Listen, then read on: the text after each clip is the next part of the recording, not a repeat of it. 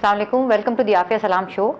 And today on this show I have with me Mr. Rab Nawaz, who is the project coordinator of Indus for All program of WWF. Welcome to the show. Thank you. Okay, first of all, could you tell us what brought you to Pakistan and how long have you been associated with the WWF? Well, I came to Pakistan about 17 years ago, and I was actually chasing pheasants. I was chasing a particular pheasant which is only found in the Western Himalayas, and in fact the largest population of this tragopan, of this bird, which is called the Western tragopan, is found in one valley in Khorasan in KPK.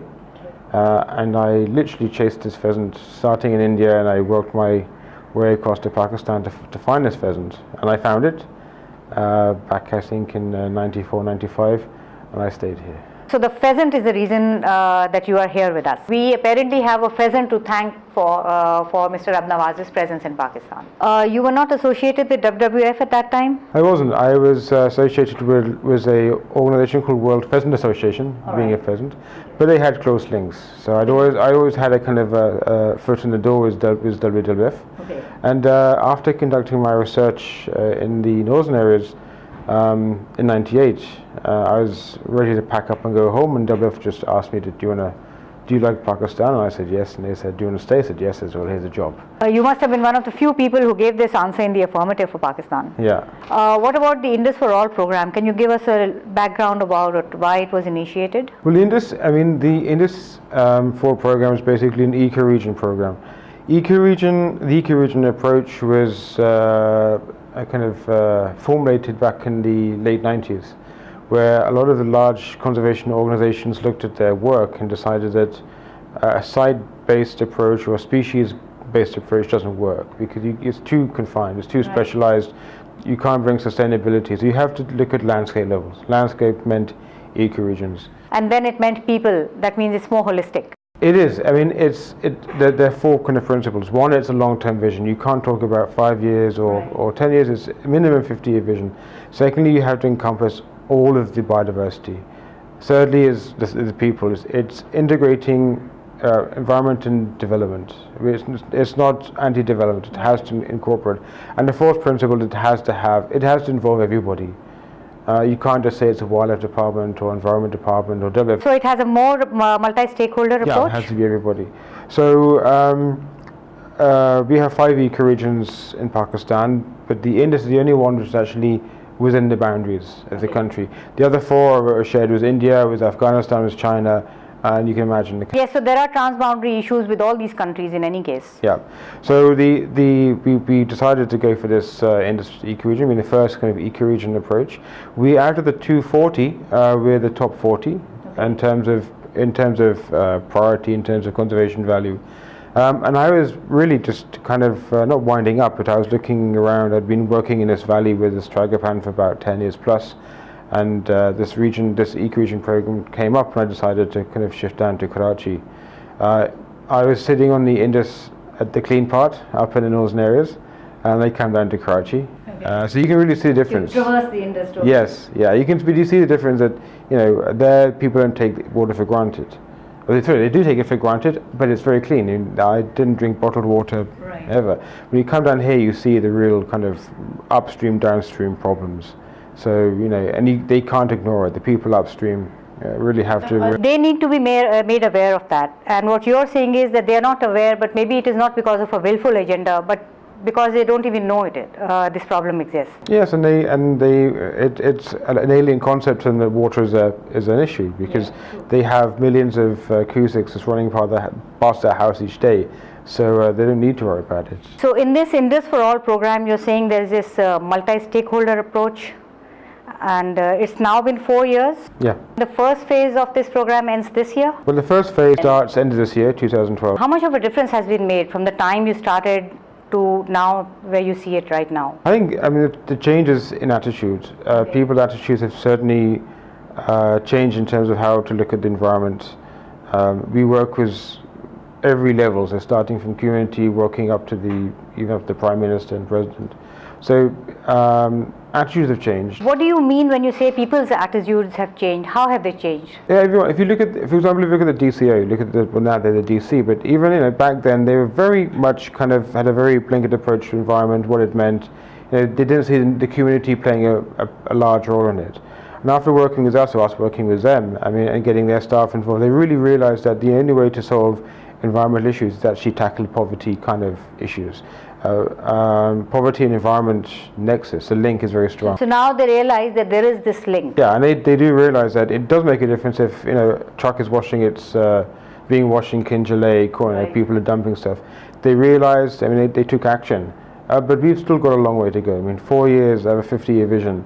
I mean, we've set milestones, and we're getting towards them, but it is going to take a long time. You've got the awareness, you've got some willingness now of the government, of the people, but now you've got to come up with solutions.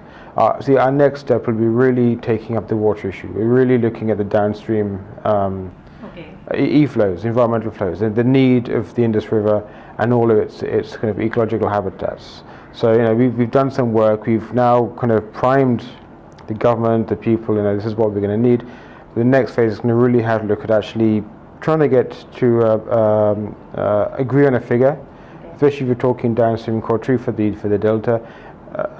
Agreeing on a figure. But there has been sort of this agreed figure of 35 MAF. It depends who you ask. That's a problem. It's not an agreed figure. The people who control it say they've released it. The people at the receiving end say they haven't received it. People, even if you go to ISA, they will say we release 10 MAF every year, which is not true. And of course, 2010 they said it, and it was true, because it's not just water. It's the quality. And it's when you can't release 10 MAF in 2 days. It's not going to work. That is actually what has been happening. In some places, water hasn't really been released at the time when it should come. No, it hasn't come. So on paper, when there is a conflict, they say we have released it, which actually they have, but it hasn't really been released at the time that it should have been released. No, because it's over 7 days or 15 days. So that now we have to really work with. That's a very tricky and political task, but so it is a political task. Yeah, but I think we've got good reputation, at least in Sindh and Punjab and frontier. So now we're a step closer to trying to get people to sit down at one table and agree the figure and actually try to demonstrate environmental flows, how they can be achieved, and what are the benefits of those. So when people actually see the benefit of e-flows working properly, we hope then it'll spread up the Indus.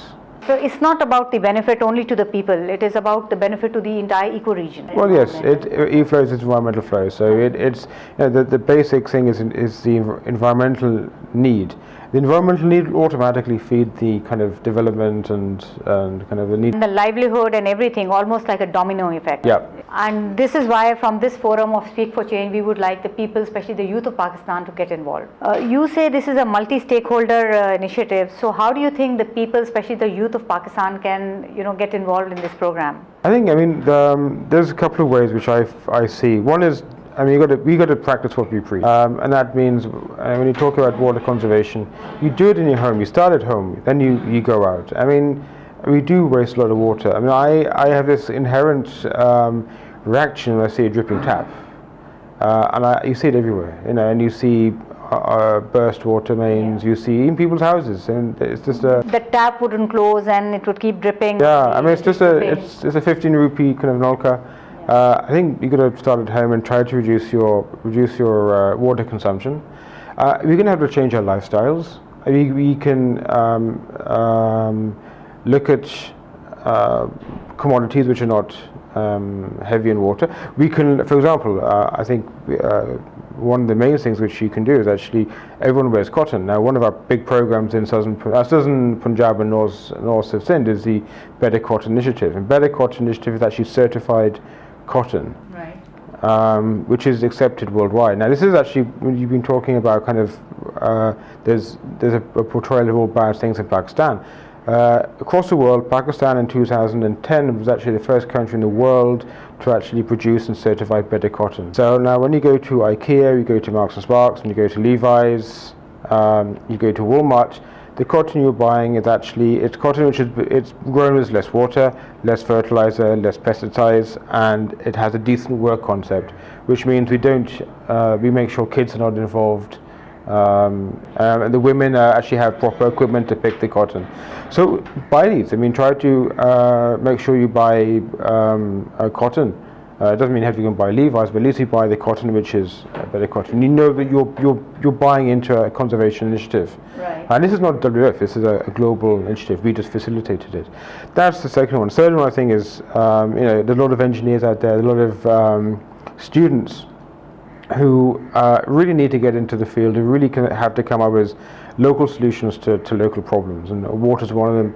Sindh is becoming a water scarce province. We have to live with less water, and there has to be technologies out there, either for agriculture or for drinking water. If you go to places like Ketibanda, yes, these people are taking from the canal. It's dirty water, and that's a daily source of water. There must be ways of